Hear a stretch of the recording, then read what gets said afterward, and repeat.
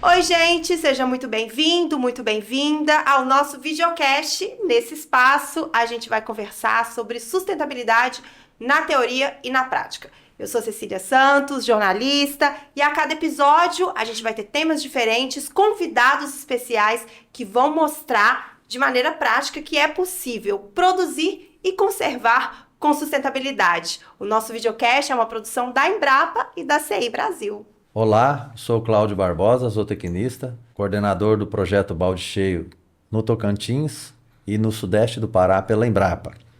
E antes de começar este bate-papo com esses convidados especiais que temos aqui hoje, nós vamos falar para as pessoas que nos assistem e nos ouvem um pouco de o que é o Balde Cheio. O Balde Cheio, ele é um projeto que utiliza uma metodologia como programa, né, de capacitação com foco no treinamento de técnicos, né, usando propriedades rurais de produtores que eles assistem como sendo uma sala de aula. E desde 2019, a Embrapa e a CI Brasil vêm trazendo esse trabalho conjuntamente, né, de visitar propriedades, de treinar técnicos, né, e incentivar a adoção de práticas agropecuárias sustentáveis, né, trazendo uma agricultura de baixa emissão de carbono para o nosso planeta. É um assunto super interessante. A gente vai ter 4 episódios para falar exatamente de como que é a implementação do programa Balde Cheio, dos programas ABC Corte aqui no Tocantins. Então, Cláudio, vamos começar nosso episódio, né? Vamos começar. Nesse episódio, vocês vão conhecer a história da Fazenda Buritizal. É mais um caso de sucesso aqui na produção de pecuária sustentável no Tocantins. Eu vou pegar minha colinha para apresentar os nossos convidados. Hoje eu estou aqui com a Ariana Silva Braga, ela que é arqueóloga e produtora de laticínios da Fazenda Buritizal, propriedade rural da sua família, localizada na região da Serra de Taquarussu, aqui pertinho de Palmas, e com o Hugo Mariano, ele que é o técnico multiplicador do programa Balde Cheio, que atende a Fazenda Buritizal. Sejam muito bem-vindos ao nosso videocast. Obrigado. Obrigada. Vou começar falando com a Ariana, né? Eu quero saber, Ariana, a gente não tem como começar esse episódio sem fazer essa pergunta, porque eu apresentei ela e apresentei ela como arqueóloga, né? E eu tenho certeza que tá todo mundo se perguntando como é que entrou na história essa coisa de produção de laticínios? Como que foi fazer essa mudança profissional? Como que foi fazer essa mudança da carreira? Como que essa história da fazenda entrou na sua vida? A minha história com queijo inicia desde a minha existência, porque meus avós são de Minas e trabalharam com gado de leite durante toda a vida, né? Os meus avós faziam queijos e manteiga e viveram disso durante muito tempo. Então, a gente sempre teve o hábito de ter queijo em casa, feito pela minha avó em casa. O tempo foi passando, eu fui fazer minhas formações, né? Então, estudei fora do Brasil. Passei um bom tempo morando entre Portugal e França. Não me passava nunca pela cabeça ser produtora rural, até porque minha vida toda foi muito urbana. Eu ainda não tinha nenhuma aspiração em ser produtora rural, até porque a gente nem tinha o convívio rural mais, né, há muitos anos. O meu pai resolveu que iria começar a investir em outra atividade, né, porque ele é da construção civil.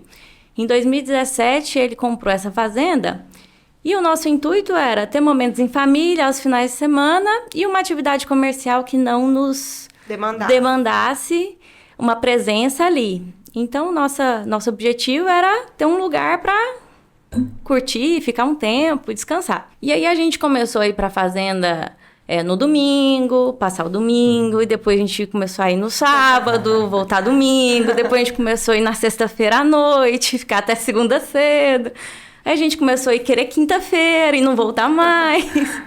E aí, nesse meio tempo, a gente foi organizando, porque nós pegamos uma propriedade praticamente abandonada. Então, a gente primeiro organizou as sedes, né? A casa do caseiro, e fomos estruturando a fazenda. Quando a gente terminou as reformas estruturais, coincidiu da minha mãe aposentar e o meu pai reduzir bastante as suas atividades econômicas na cidade, eu comecei a realmente pensar que talvez aquele lugar me trouxesse mais felicidade e comecei a pensar na possibilidade de largar tudo e ir para a roça mesmo, viver daquilo ali. Então, em 2018, eu comecei a ensaiar o que eu ia fazer ali. Iniciei com uma agrofloresta, com o objetivo de produção de banana e açaí. Nessa época, a gente já tinha o gado de corte, que a gente já estava manejando há mais ou menos 1 ano, e começamos a fazer os primeiros embarques para frigorífico. Entretanto, foi uma atividade que nos deixou um certo incômodo, porque a gente não gostou da sensação de embarcar os animais para o abate. Então, foi um luto completo. Todo mundo fica feliz, né, quando vende, e a gente ficou triste demais. Opa, então vamos rever isso aqui, né? E a gente já vinha fazendo alguns ensaios com o leite das vacas cruzadas que meu pai tinha lá, né? Então, a gente fazia os queijinhos ali para o nosso consumo, né? E aí fomos ensaiando ali umas receitas que minha mãe lembrava da minha avó fazer. Então, a gente fazia um queijinho fresco, um trança, aí curava um queijinho ou outro. E a gente começou a distribuir para os amigos, e os amigos começaram a gostar, e a gente não tinha mais. E observamos que sucesso, talvez, né, fosse um mercado que houvesse maior amplitude do que a gente imaginava, porque a gente não tinha concorrência. Porque são poucas propriedades que trabalham com queijos maturados e curados aqui no Tocantins, né? Então, a gente começou a fazer, começou a gostar e começou a entender que poderia ser uma atividade comercial paralela ao corte. E aí, em 2019, a gente já começou... Eu falei em 2018 que quando eu colhesse meu primeiro cacho de banana da agrofloresta, eu pedia demissão, né? Pedia exoneração. E assim eu fiz. Em 2019, a agrofloresta começou a produzir e fui viver daquilo que eu planejei durante 2017 e 2018. E aí a gente sentiu uma necessidade grande de começar a especializar mais. Nesse começo era pecuária extensiva ainda. Isso, totalmente extensiva, tanto corte quanto leite. Então, em 2019, a gente foi num dia de campo do Capiaçu, lá no Seu Dirceu. No Senhor Dirceu. E aí a gente conheceu o técnico do Balde Cheio em Palmas, que na época era o Cláudio, veterinário da CEDER, e que nos atendeu prontamente. E eu me lembro que em 2 dias depois do dia de campo, ele estava lá na minha propriedade. Ali ele observou tudo que a gente tinha, as pastagens, e a gente foi fazendo, então, um planejamento para curto, médio e longo prazo. Então, naquela época, a gente tirava 20 litros de leite com quase 10 vacas. Muito pouco, né? Porque nossas vacas não tinham potencial nenhum para a produção de leite. A gente tirava leite de vaca Nelore, era o leite do consumo, que dizem, né? Na roça. E aí, a gente começou, então, pegar as vacas mais cruzadas e colocar sêmen de Jersey e de Kiwi Cross, no objetivo de melhorar o gado que a gente já tinha. Que é aquela raça da Nova Zelândia. Isso. Né? Entendemos que isso demoraria um tempo maior do que a gente precisava de retorno, se a gente fosse fazer a melhoria genética desse rebanho que a gente já tinha. E aí, em parceria também com o Balde Cheio e toda o seu arcabouço técnico, né, que nos acompanha desde 2019, nós então entendemos que seria a hora de não investir em genética e investir na fazenda. Cláudio, que história bacana, né? Uma mudança surpreendente, viu? Eu estou impressionado. Mas antes de a gente entrar mais fundo, como que o programa Balde Cheio, né, se conectou e influenciou a fazenda, eu queria perguntar também ao Hugo, que nos acompanha, o que é o programa Balde Cheio e o seu objetivo para vocês como técnicos? O Balde Cheio, ele traz para o técnico e para o produtor também uma capacitação, né, onde essa capacitação ela vem através da parte teórica, certo? Que ela é feita dentro de um curso que é realizado a cada 6 meses, e isso é levado para a propriedade.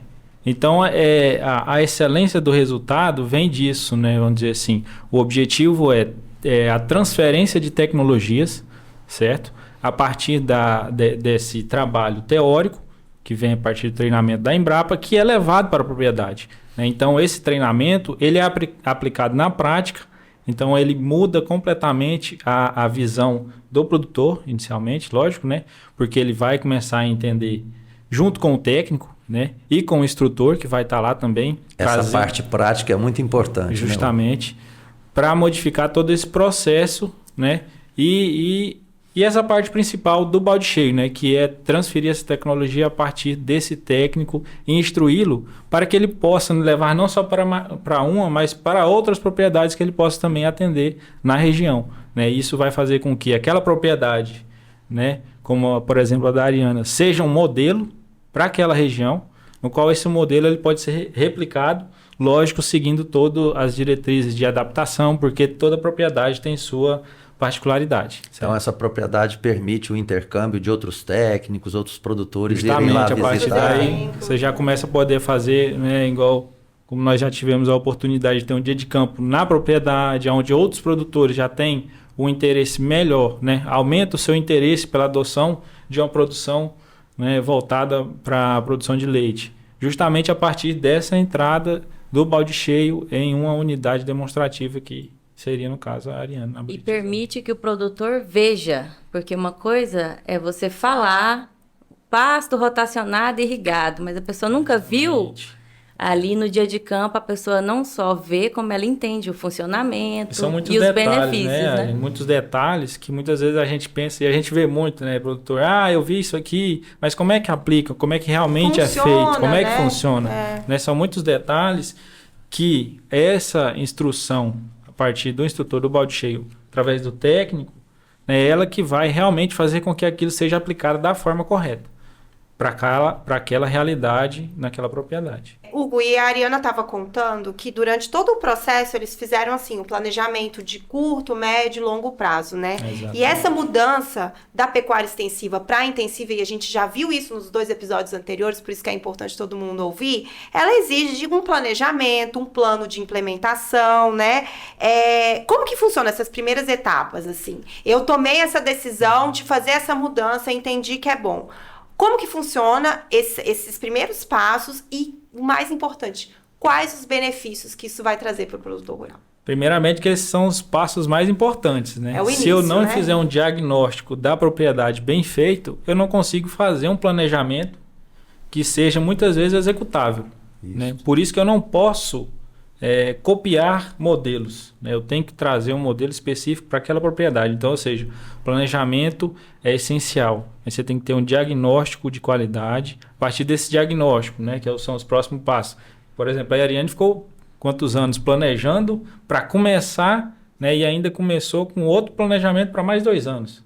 Então, é uma atividade complexa, não é fácil, mas desde que ela seja feita com todos esses passos, diagnóstico, depois desse diagnóstico, objetivos e metas, que sempre tem que ter, certo? Dentro da propriedade. A partir desses objetivos e metas, eu começo a traçar o meu plano de ação. Né? Dentro desse plano de ação, eu vou especificando. Né?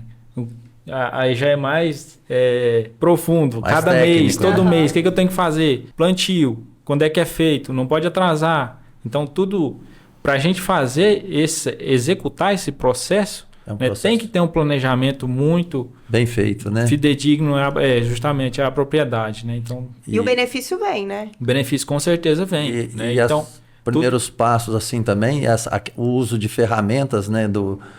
Como ferramentas de gestão. Justamente. Né? E aí ferramentas de execução. Justamente, Cláudio. As ferramentas, como por exemplo a ferramenta da planilha de controle zootécnico, planilha de controle econômico, né, que todas são aplicadas, né, dentro do caderno do produtor, para que tenha todo o controle zootécnico e econômico da propriedade, para que nós possamos ter ferramenta, que são nossos dados, para que esses dados sejam trabalhados para o próximo planejamento. Então, todo planejamento, quanto maior o conhecimento de números da propriedade, melhor será, né, essas etapas.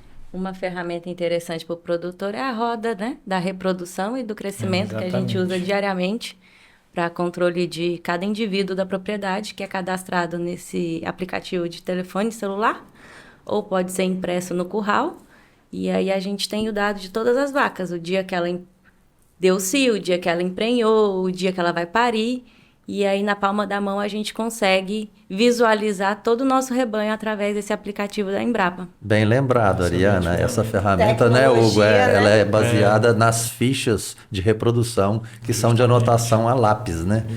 Então, mas leva a um controle perfeito da reprodução. Ariana, desde o começo, vocês sempre planejaram cada etapa do processo. Antes mesmo de chegarem às vacas, vocês investiram em quais áreas na fazenda? E qual foi o propósito de investir nessas áreas antes da chegada do gado de leite? Nós sempre temos uma condição climática muito parecida todo ano. São 6 meses de chuva e 6 meses de seca. Isso acontece todos os anos, mas ninguém se planeja para seca.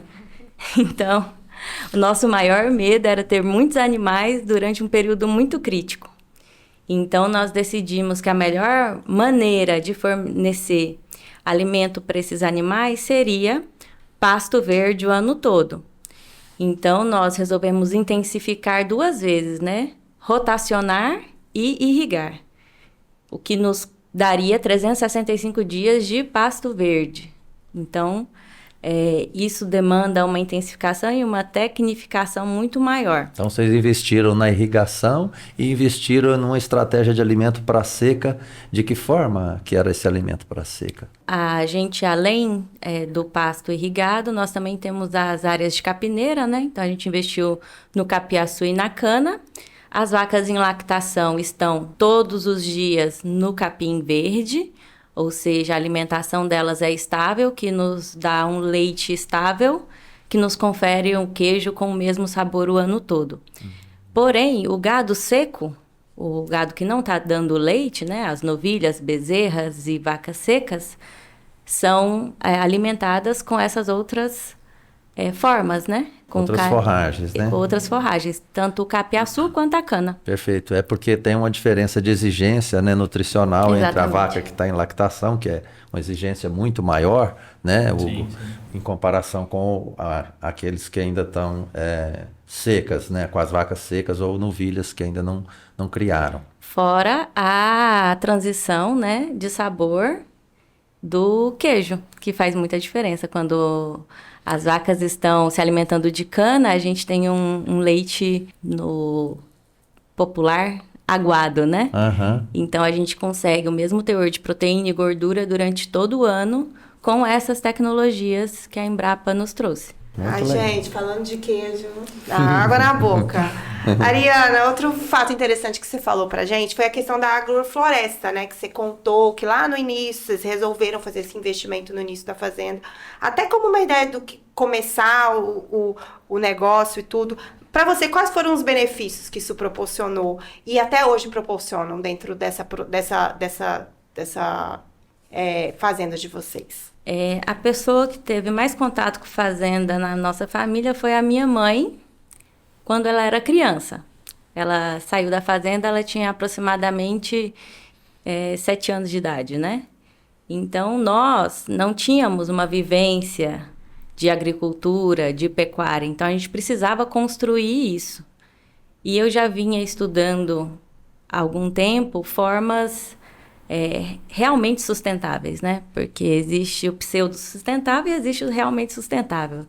Então, a minha linha teórica de pensamento na construção da fazenda sempre foi buscando mais sustentabilidade, menos insumos externos. Então, eu sempre tive essa preocupação.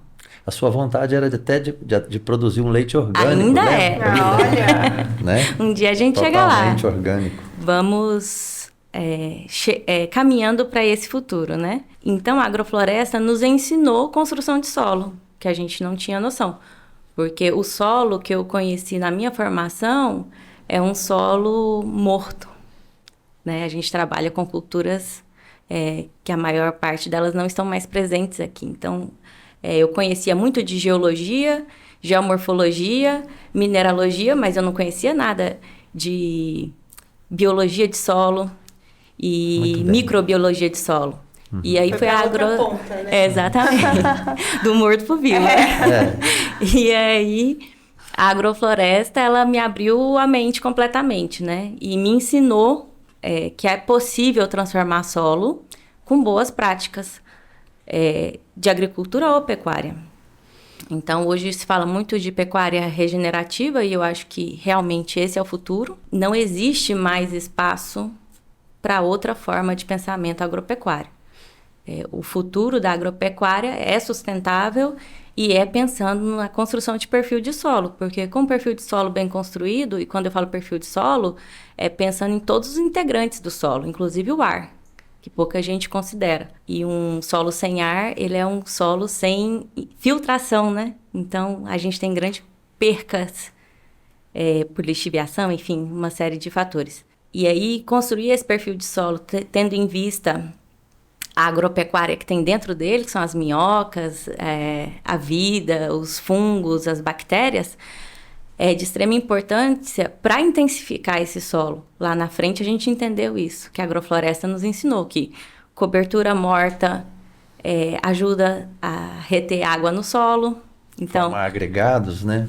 Então, lá na nossa irrigação hoje, é resultante desse empenho inicial que a gente teve de entender o ecossistema como um todo, incluindo o solo. Até poético, né? Poético. Essa introdução a essa relação dela. Ela falou muito bem dessa parte, né, de trazer um solo, né, de uma questão simplesmente mineral e química para um sistema vivo, biológico, né? E eu quero perguntar, aproveitando o que você falou tão bem sobre o solo, perguntar para o Hugo, né, além da agrofloresta, né, a IPF, quais outros sistemas que podem ser implementados nas propriedades, como a da Ariana, que produz gado de leite, né?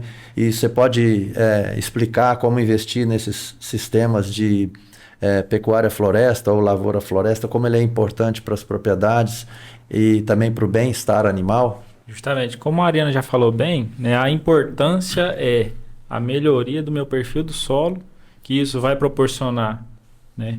Consequentemente, eu vou ter uma melhoria da minha planta produtora de forragem, que vai fornecer alimento para o meu animal. Né? Então, aumento de produtividade, justamente. Então, começa-se a pensar, né, com a integração, o objetivo é o quê? Começar a pensar em todos os componentes que estão ali na produção.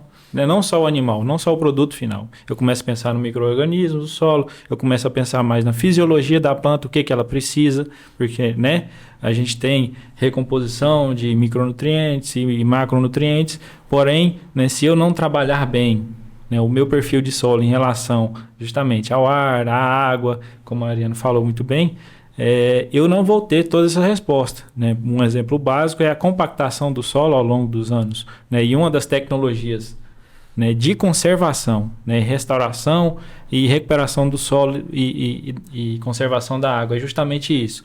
Né? A integração lavoura, né, pecuária, que é onde eu faço um plantio de um cultivar, né, grãos, né? De grãos, né, que tem o objetivo ali de melhorar, né, a qualidade do solo. Pode até fazer fixação biológica, fixação, né? Biológica de nitrogênio e também a descompactação a partir, né, da raiz, né, que é uma raiz mais forte, uma raiz mais compacta, que vai aí melhorar essa questão da estrutura física também do solo. Então, são tecnologias. Outra, por exemplo, seria a integração floresta-pecuária, né, que em relação, por exemplo, ao sombreamento para os animais dentro de uma propriedade, né? Como, por exemplo, justamente essa integração, ela pode ser feita tanto como componentes arbóreos nativos, mas também pode ser de plantio. Né? Por exemplo, o eucalipto é o mais famoso, lógico, exótica, né? Mas assim, também pode ser com floresta nativa. Né? Eu já vi trabalhos realizando o desbaste de áreas e onde eu começo a produzir dentro daquela área ali indiretamente, né? Lógico, respeitando todas as legislações. Forma a pastagem ali. Uma pastagem no meio de uma floresta nativa. Né? Sempre pensando aí, nesse caso, no ponto do bem-estar animal. Que nós já sabemos que o animal, quando ele é o foco da produção, ele tem que estar com a sua saúde, né? E o bem-estar sempre no máximo ponto, porque senão ele não vai responder produtivamente. Então, por exemplo, animais como o da Ariana lá na Buritizal, Gerta, que animais que vêm da região sul, né, que são mais adaptados a climas mais frios. Chega aqui no Tocantins, né, por exemplo, é muito quente. É perrengue, né? Então, a diferença. Então, isso aí, essa integração vai proporcionar para esses animais melhores, né, microclimas dentro da propriedade e vai melhorar a capacidade produtiva do animal. Ele vai conseguir alcançar o seu potencial genético máximo a partir dessa pequena adoção, né, que são técnicas que vão só agregar valor na propriedade, né? Por exemplo, quando eu faço um plantio ou quando eu conservo uma área, né, dentro da... Quando eu começo a intensificar, eu posso muito bem conservar áreas, né? Porque eu não preciso daquela área tão grande produzindo. Então, quando eu começo a fazer isso, então eu tenho esse retorno no microclima da região, melhorias no solo, melhorias na resposta da planta e um ambiente para o animal. Esse aumento de capacidade de suporte, né, nos leva a um efeito poupa-terra, né? Justamente. Que você acaba tendo aquele efeito que você comentou. Exatamente. De... Que nós observamos lá, né? A gente saiu de uma UA por hectare para 10 UA por hectare. Que confere, ao invés de eu ter uma vaca por 1 hectare, eu estou colocando 14 vacas por hectare. Então, é uma economia imensa. Diária, né? Vamos fazer uma conta. Eu precisaria de 14 hectares para ter a mesma quantidade de animais. Então, eu economizo toda essa quantidade diária, aumentando a produtividade, né? E aumentou a qualidade da pastagem oferecida. Eu só penso no queijo, que fica mais gostoso. Exatamente. Padrão também. Final, né? O produto final. A gente, então é isso, né? Impressionante. Cada detalhe é importante nesse processo. O nosso papo tá muito bom. Eu já aprendi muito. Eu que não entendo muito, tô aprendendo muito com vocês. A gente já entendeu como que funciona o programa Balde Cheio, como ele ajuda a estruturar todo esse processo da produtividade do leite e principalmente como que foi isso na Fazenda Buritizal, né? Agora eu convido vocês a continuar de olho, porque a gente ainda tem mais um episódio, que agora a gente vai se aprofundar agora no processo da melhoria de tudo que ocorreu na fazenda, como que foi o investimento nas tecnologias e, claro, falar como que aumentou o negócio, como ele passou a produzir queijos também, que era o sonho da família da Ariana. Então é isso, não deixe de seguir a gente nas nossas redes sociais, no nosso canal do YouTube, curta, compartilha, se inscreva, compartilhe esse conteúdo com todo mundo. Eu espero vocês no próximo episódio. A gente ainda tem muita coisa para conversar. Obrigada pela participação de vocês. Obrigada, Cláudio. Obrigado. E até o próximo. Tchau, tchau.